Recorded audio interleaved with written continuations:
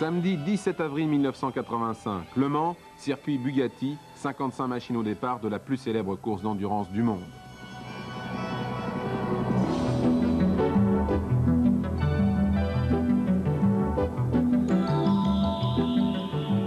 Depuis 2 ans, les règlements de la Fédération internationale de motocyclisme ont réduit la cylindrée pour le championnat du monde d'endurance, limitant donc à 750 cm3 la cylindrée. Du même coup, le championnat a été relancé côté technologique et les grandes usines japonaises se livrent depuis 2 ans, par le biais de leurs machines de pointe, un duel acharné.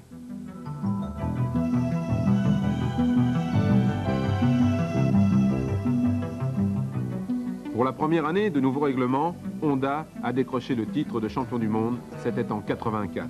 Chez Suzuki, la saison devait très bien se terminer avec une superbe victoire au bol d'or, l'ultime grande course d'endurance de la saison.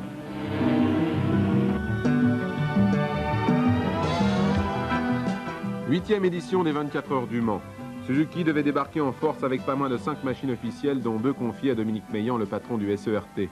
À leur guidon, Hervé Moineau et Richard Rubin, champions du monde d'endurance, en 1983, déjà sur Suzuki, et Patrick de Radiguez, associé à Jean-Pierre Houdin, les vainqueurs du dernier bol d'or.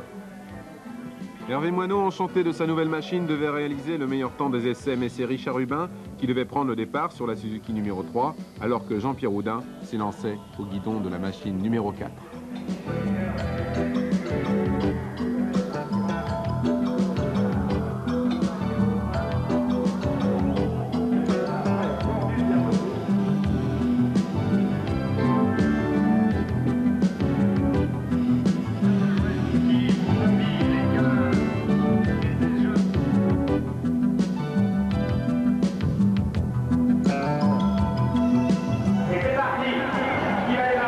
15 heures, baissé du drapeau, la meute est lancée dans d'excellentes conditions. « 55 machines se ruent dans la courbe d'un lobe avant d'arriver au virage de la Chapelle pour le premier freinage.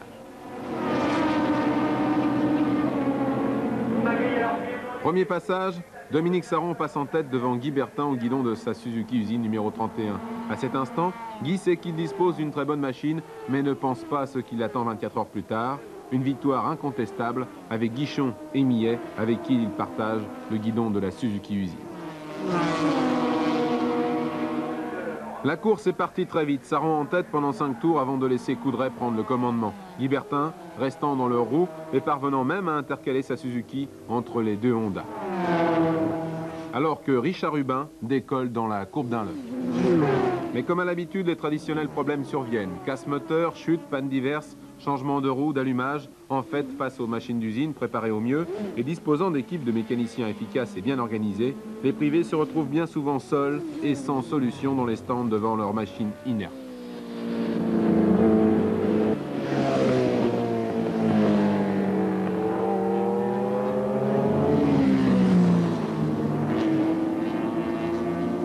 Devant, la course est partie très vite. Les Suzuki à la poursuite des machines de tête.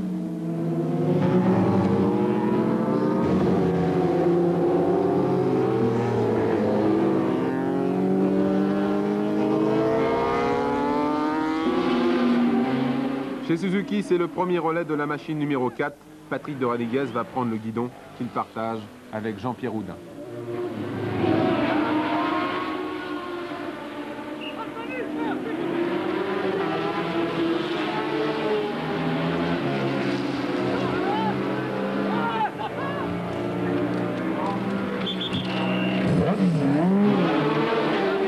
Premier changement au classement, la numéro 1 rentre au stand alors qu'il était en tête. Patrick Igoa devait chuter au virage de la Chapelle, étant ainsi relégué de la première à la 13e place.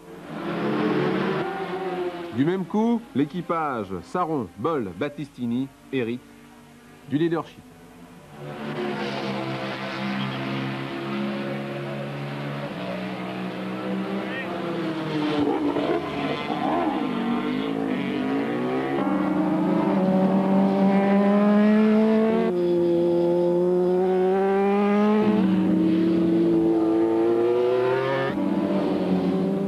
Les Suzuki des 750 usines sont en fait de véritables motos officielles dérivées directement du modèle de série, la 750, GSXR, disposant du tout nouveau moteur à refroidissement par huile, délivrant une puissance phénoménale pour une cylindrée de 750 cm3 seulement. Chez Kawasaki, 2 900 Ninja étaient engagés en catégorie production.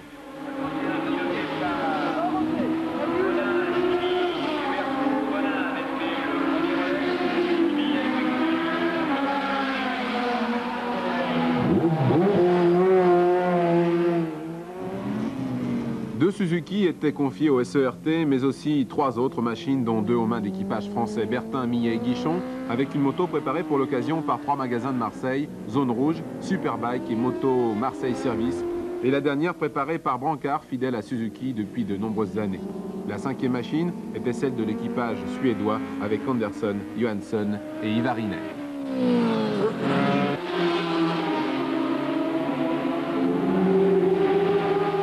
Ils avaient gagné l'an dernier l'édition des 24 heures du Mans en moto Vandermark et Brandt, les Hollandais sur Suzuki, mais ils devaient casser à la tombée de la nuit. Le Mans, c'est là où il faut tester le matériel, et 24 heures ne comptant pas pour le championnat. Bien sûr, l'impact publicitaire est énorme, mais il s'agit pour les grandes écuries d'éprouver les mécaniques, de les pousser dans leur dernier retranchement. C'est aussi le moyen de vérifier l'homogénéité des équipes de mécaniciens et les qualités des pilotes. Car l'endurance, c'est une course à part. Ravitaillement pour la Suzuki numéro 3. En 12 secondes pour changer de pilote, faire le plein, vérifier la tension de la chaîne, changer les plaquettes. Sur la piste, il faut aller vite, très vite, mais ne pas risquer la chute et savoir économiser le matériel, ne pas changer inutilement de rapport et surtout éviter de trop solliciter les moteurs. Et ne pas toujours aller chercher la puissance maximum.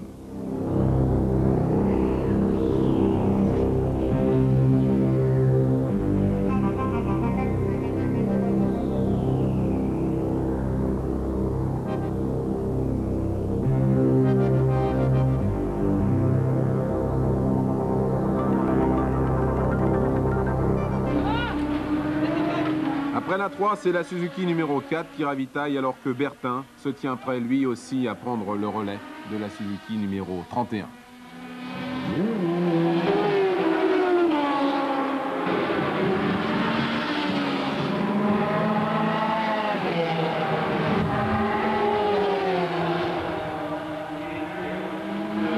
Guichon rentre au stand, on vérifie, on ravitaille, discussion entre les pilotes, savoir si la piste est en bon état, et Guy Bertin va repartir. La Suzuki numéro 31 est 4e au classement provisoire.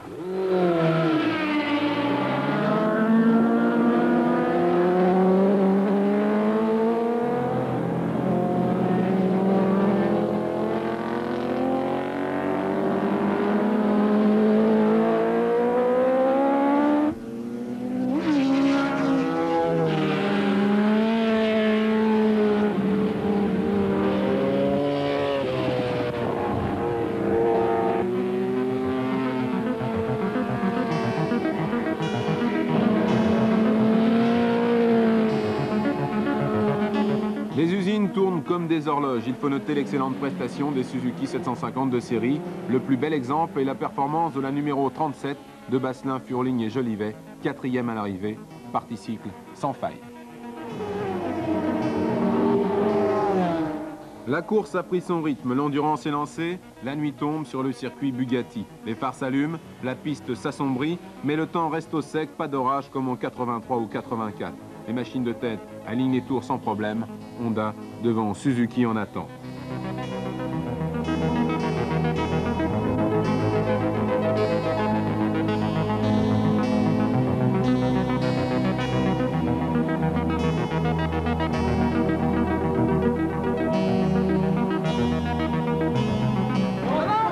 La Suzuki numéro 4 rentre au stand, changement de pilote.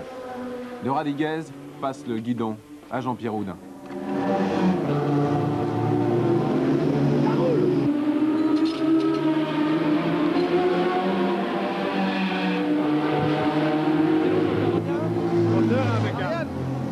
Avec le gros pneu, elle sort moins bien les virages aussi. Ah bah ouais, parce que c'est plus long, toujours pareil. Alors en plus les freins calaient plus. Comment s'est passé le début de cette course et comment commence la nuit? Là d'abord le début de la course est assez mal passé puisque suite à la petite chute ce matin de Hervé Moineau, autour de reconnaissance que nous avons eu pour la piste le matin, on a eu des petits problèmes et ça s'est ressenti au début de course. On a eu un problème de carburation par exemple, il a fallu changer la rampe de carburateur. Mais depuis, ça va bien, même très bien. Hervé Moineau est en grande forme, je trouve, malgré sa chute. Et on est très confiant pour le restant. À 2 h du matin, c'est la panique chez Honda. Pierre Boll rentre au stand se plaignant de la tenue de route de sa machine. Le cadre poutre en aluminium au niveau des pattes moteur est fendu. C'est l'abandon. Jean-Louis Guillot fait arrêter la deuxième machine. En moins de 10 minutes, les 2 Honda officiels ont abandonné. Autre concurrente directe des Suzuki et Honda, la Yamaha LZ750, numéro 7, une machine de série quittée aux mains d'Espier Forêt Rapico, devait terminer 3e. Le duel Suzuki-Honda n'aura pas lieu, c'est la dure loi de l'endurance. Suzuki a le champ libre, mais si la malchance devait accabler les machines de l'écurie Honda, la poisse ne devait pas quitter les pilotes Suzuki. Alors qu'il était en tête, Patrick de Radiguez devait chuter durement, seul dans la courbe très rapide du chemin aux bœufs. 1 heure plus tard, Houdin repartait au guidon de la machine, mais peine perdue, Patrick de Radiguez, trop sérieusement touché, ne pourra jamais faire un relais. On devait apprendre que Patrick avait des côtes cassées et un poumon perforé. C'était l'abandon pour la numéro 4.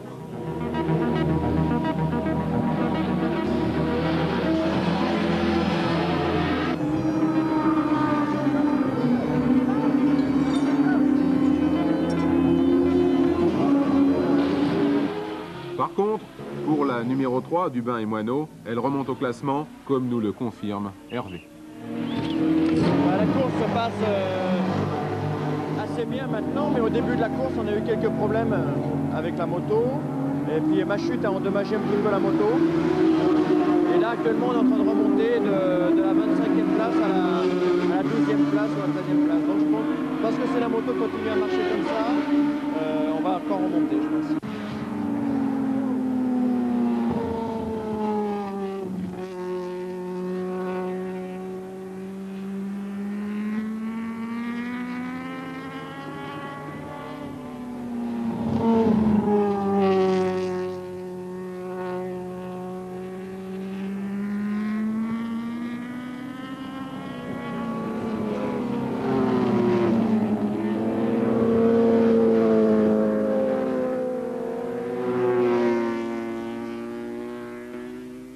Au petit jour, ne connaissant pas de problème, les 3 mousquetaires de la Suzuki numéro 31 s'emparaient de la première position. Et comme le disait Bertin avant le départ, tu prends une bonne moto, tu mets des pilotes qui vont vite, tu secoues bien, tu rajoutes de la chance, on enlève les chutes et les casses, tu as la moto gagnante des 24 heures du Mans.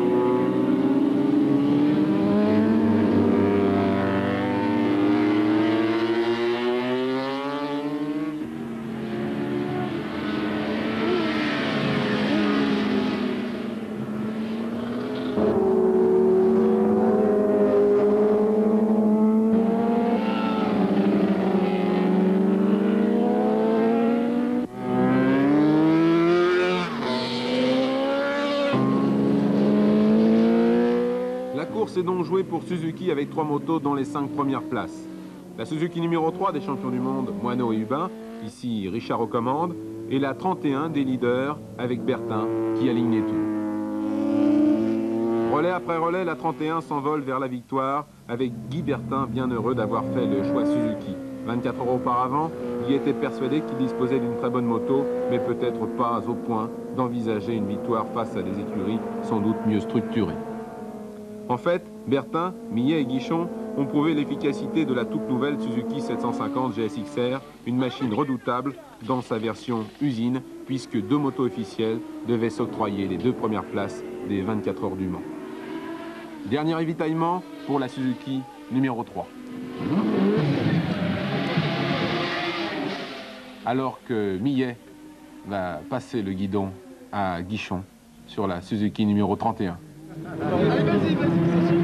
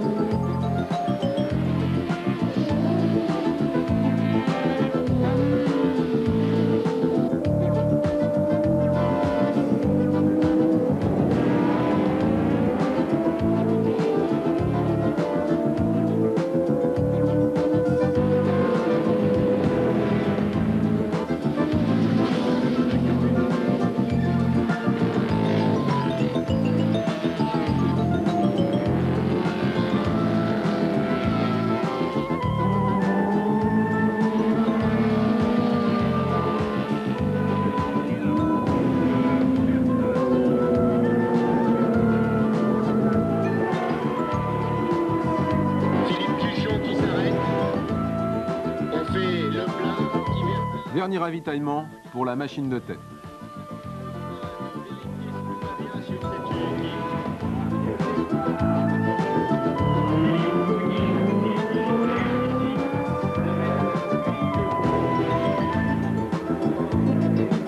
Bientôt le dernier relais, espérez-vous cette victoire? Oui, bientôt le dernier relais. Non, mais le dernier relais, il est déjà fait. On va seulement ravitailler, remettre un petit peu d'essence parce que Guichon ne va pas pouvoir aller jusqu'à l'arrivée avec l'essence qu'il y a dans le réservoir. C'est lui qui va repartir. Et la moto? Pour l'instant, la moto, pour avoir fait une course de 24 heures, elle est dans un état de fraîcheur assez correct. À 1 heure de l'arrivée, il y a 2 Suzuki en tête, 2 GSX. Est-ce que vous attendiez un résultat pareil? Oui, pour une bonne raison, c'est que quand on s'aligne à une compétition, c'est dans l'espoir de terminer en tête. Alors là, moi, un petit peu déçu parce qu'on n'est que deuxième, mais enfin heureux quand même là. C'est quand même 2 Suzuki en première et deuxième place. Moto va bien bien. Les pilotes aussi, alors c'est merveilleux. À 50 minutes de l'arrivée, votre moto est en tête. Est-ce que vous vous attendiez à une chose pareille? Pas du tout. Pourtant la moto le mérite, les pilotes aussi, l'équipe aussi. Alors on attend. Au total, la Suzuki victorieuse aura parcouru 781 tours du circuit Bugatti à 138-152 km/h de moyenne. L'ancien record de Chemarin et Huguet, datant de 1981, réalisé au guidon de 1100 cm3, a donc été battu. Pour sa première participation à une épreuve d'endurance, la nouvelle 750 Suzuki GSX-R a prouvé sa fiabilité, son efficacité et surtout a démontré que chez Suzuki, les modèles de série dérivés des machines d'usine aux technologies de pointe sont à l'heure actuelle ce qui se fait de mieux.